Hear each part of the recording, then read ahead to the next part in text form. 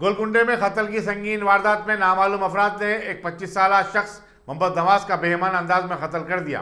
कत्ल की वजूहात का इल्म नहीं हो सका।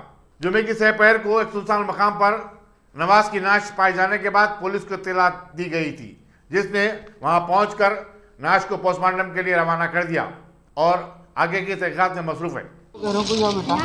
आज दोपहर 2:30 बजे एक फ़ोन कॉल आया था सैयद शाह दरगाह के पास एक लाश पड़ा हुआ बोल के।